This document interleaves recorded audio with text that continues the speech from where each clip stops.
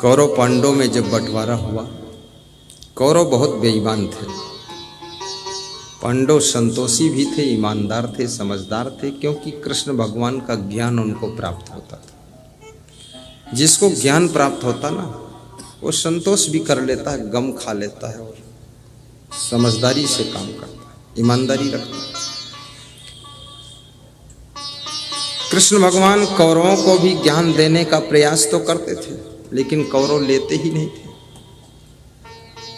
कौरवों ने ज्ञान कभी लिया ही नहीं, कृष्ण को भी गाली दिया। जो दुर्योधन जैसे लोग होते हैं, वे ज्ञान देने वालों को भी गाली दे देते हैं, ज्ञान नहीं लेते। रावण, दुर्योधन और कंस गांव-गांव में बसे हुए।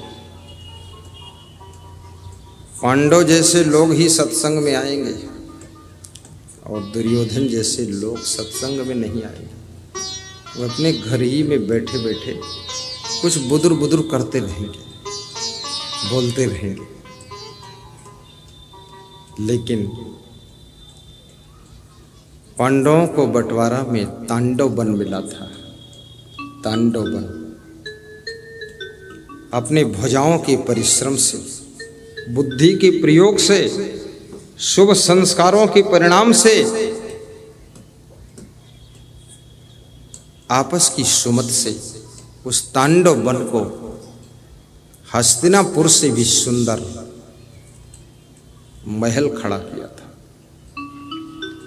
जिसका जब उद्घाटन किया है, दुर्योधन को बुलाया। दुर्योधन ने देखा तो दुर्योधन के छाती पर सांप लौट गए। क्या रे, दिया था तो तांडव वन, उबड़ खाबड़ जमीन, आज यहां पर तो बिल्कुल इंद्रलोक बसा हुआ है, इंद्रप्रस्थ जैसा है, हस्तिनापुर से भी सुंदर। याद रखना, कभी भाई भाई का बंटवारा हो, चाचा भतीजे में बंटवारा हो, पट्टीदारों से बंटवारा हो, बंटवारा ईमानदारी से करो। धन बांट लो लेकिन मन मत बांटो, सामान बांट लो पर एक दूसरे का सम्मान मत बांटो। घर बांट लो लेकिन घर वालों का प्रेम मत बांटो। और याद रखना, जमीन बांट लो पर अपनी जमीर को मत बांटो, इज्जत को मत बांटो। और भाई के प्रति नफरत मत रखो। कितने लोग बंटवारा करते हैं, भाई भाई 20 साल साथ में रहे, जिस दिन से बंटवारा हुआ है तो भाई भाई बिल्कुल दुश्मन की तरह हो। देवरानी जेठानी बिल्कुल ऐसे हो गई जैसे क्या, सांप और न्योला एक दूसरे को देख नहीं सकते। ये बंटवारा किस मॉडल का है? बंटवारा का अर्थ ये नहीं है तुम्हारे दोनों के बीच का प्रेम मर जाए तो बंटवारा कैसा है? और जहां ईमानदारी रहती है वहां पर कभी भी प्रेम समाप्त नहीं होता है। और जब बंटवारा हो तो जो तुम्हारा बड़ा भाई है उसको थोड़ा हिस्सा ज्यादा दे दो, क्योंकि कमाते कमाते उसकी उम्र तो गुजर गई, बुढ़ापा आ गया, और छोटा भाई तो भी कम उम्र का है, इसको कमाने के लिए वक्त बचा है। जो बड़े भाई ने इतने दिन कमाया है, छोटा भाई तो आधा बांट लेगा, लेकिन अब छोटा भाई अपनी जवानी में कमाएगा, उसको तो पूरा ही उसी के पास रहेगा। अब बड़ा भाई बूढ़ा हो गया, अब कमाने का शरीर नहीं रह गया, अब उसके पास क्या बचा? इसलिए बड़े भाई को थोड़ा ज्यादा दे दो, कमजोर हो चुका। लेकिन ज्यादा मत दो तो कम से कम बड़े भाई को मारो मत। उत्तर प्रदेश में एक सज्जन मेरे पास आए, बोले हम 3 भाई हैं, हम बड़े हैं, घर में गरीबी बहुत थी, बहुत मेहनत किया गुरुदेव। तो बोर की दुकान खोला, बोर की मशीनें खरीदा, बोर करता हूँ, उससे पैसा हो गया, जमीन खरीदा। छोटे भाई जब जवान हुए तो मुझे आंख दिखाने लग गए, ऐंठने लग गए। तो मैंने कहा भाई ऐंठो मत, आंख मत दिखाओ, बंटवारा करो। तो हमने बराबर बराबर हिस्सा दे दिया। तब भी छोटे भाई सब बेईमानी करना चाहते हैं और हमको दोनों मारना चाहते हैं। अब मैं क्या करूं? तो मैंने कहा कोई नहीं मारेगा, एक दिन उनको भी यहाँ ले आओ आश्रम पर, थोड़ा ज्ञान दे दे, समझा दे। तो लेकर आए, समझा दिया तो ठंडे हो गए, सब शांत हो। अरे प्रवचन सुनो, अपनी जेठानी का भी आदर रखो, देवरानी का भी ख्याल रखो, भाई भाई का ख्याल रखो। बंटवारा हो गया इसका अर्थ ये नहीं है कि तुम्हारा रिश्ता टूट गया है। रिश्ता तो वही रहेगा, और जो रिश्ता निभाना जानता है वही फरिश्ता को प्राप्त होता है, वही फरिश्ता को प्राप्त होता है।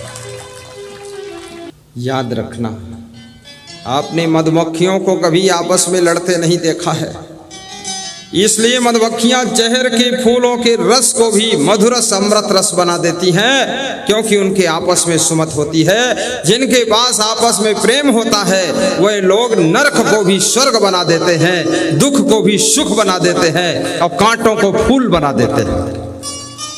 और मधुमक्खियां, उनमें आपस में इतना प्रेम है, इतना प्रेम है, उनके प्रेम के कारण मधुमक्खियों का जूठा सब खाते। मक्खी का जूठा कोई नहीं खाता है, लेकिन मधुमक्खी का जूठा सब खाते। मधुमक्खी, मक्खी और मधुमक्खी में अंतर क्या है? मक्खी के पास विवेक नहीं, वो सब जगह बैठ जाती है। बिष्ठा पर बैठ जाएगी और फिर वहां से उड़ेगी तो खीर के ऊपर बैठ जाएगी, बेअकल। इसलिए उसका जूठा तो जूठा, मक्खी का छुआ हुआ कोई नहीं खाता है। इसलिए हलवाई लोग भी अपने दुकान में कांच लगा के रखते हैं, उसके अंदर मीठा रखते कि मक्खी छू ना पाए। उसके पास विवेक नहीं। लेकिन मधुमक्खी कभी बिष्ठा पर नहीं बैठती है, फूल पर बैठती है। और मधुमक्खी कभी फालतू जगह पर नहीं बैठती है,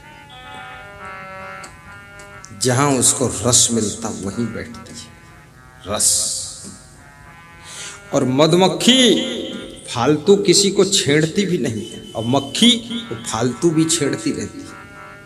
कहीं तुम्हारे नाक पर बैठ जाएगी, आँख पर बैठ जाएगी, फिर अपने पैरों से गुजगुजा देगी, डिस्टर्ब बहुत करती है। हाँ, पर मक्खी ऐसा नहीं करती है। मक्खी को बैठने का स्थान मालूम मुझे कहाँ बैठना है। जो मधुमक्खी की तरह जिनके पास में विवेक है,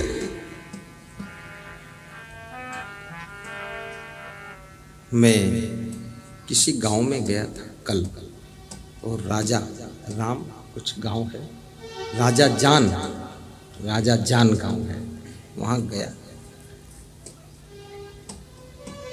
तो यादव परिवार में गया था।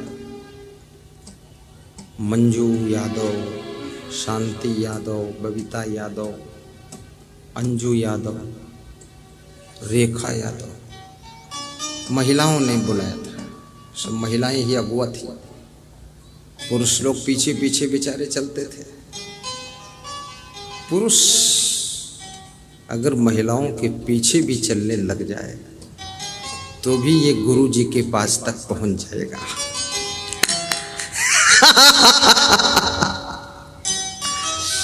तो उनके घरों में खीर, बाबा खीर बनकर आती थी। खोया और शक्कर और दूध, खीर, वो रसगुल्ला, गुलाब जामुन, काजू, बादाम, छुहारा, मतलब अपनी क्षमता से ज्यादा व्यवस्था, आस्था से ज्यादा व्यवस्था। उतना क्षमता नहीं थी लेकिन प्रेम बहुत था। तो मैं देखता था उसे गौर से। मेरे से क्या कहते थे वो भक्त लोग, बाबा देखो ना, तुम थोड़ा खा लो और बच जाएगा तो हम लोग खा लेंगे। देखते क्यों हो, खाते क्यों नहीं? मैं इसलिए देखता था कि अगर पूरा खाऊंगा तो फिर वजन इतना बढ़ेगा कि भजन हो ही नहीं पाएगा। ये डर लग रहा था। तो खीर तो मैं किसी घर में खाया नहीं, दूध पी लिया थोड़ा थोड़ा। किसी घर में काजू 2-4 खा लेते थे, किसी घर में छुहारा धोकर खा लेते थे, किसी घर में 2-4 किशमिश खाया तो सब जगह, मीठा नहीं खाया। क्योंकि आयुर्वेद शास्त्र कहता है 50 साल की उम्र के बाद मीठा कम कर देना चाहिए और 60 साल के बाद लगभग बंद कर देना चाहिए और 70 साल के बाद नमक भी कम कर देना चाहिए और 70 साल के बाद मिर्चा भी कम खाना चाहिए। मिर्चा तो शुरू से ही कम खाओ, मिर्चा खाने से क्रोध बहुत बढ़ता है। जितने लोगों ने मुझसे कहा है कि क्रोध ज़्यादा आता, गुस्सा ज़्यादा आती, तो मैंने पूछा क्या मिर्चा खाते हो? बोले अलग से भी खाता हूँ, जो सब्जी में पड़ा हो तो पड़ा ही है, 4-5 अलग से लेता हूँ, खाता। मिर्चा से क्रोध बढ़ता है। तत्वों से बना शरीर है, इसलिए मिर्चा कम खाना चाहिए। नमक ज़्यादा खाने से बीपी हाई हो जाता है, नमक बहुत कम खाने से बीपी लो हो जाता है और शक्कर ज़्यादा खाने से डायबिटीज, शुगर, मधुमेह की बीमारी हो जाती है और शक्कर बिल्कुल न खाने से सिर में चक्कर आता है, चक्कर घूम जाएगा दिमाग का, इसलिए थोड़ा सा खा लिया। और जिसका वजन 80-90 हो गया है, अब ज़्यादा सावधानी रखना है, क्योंकि भारत देश अब संपन्न देश है। बिहार भी संपन्न है, बिहार में गरीबी नहीं है। अब मन में सोचते रहो मैं गरीब हूँ तो बने रहो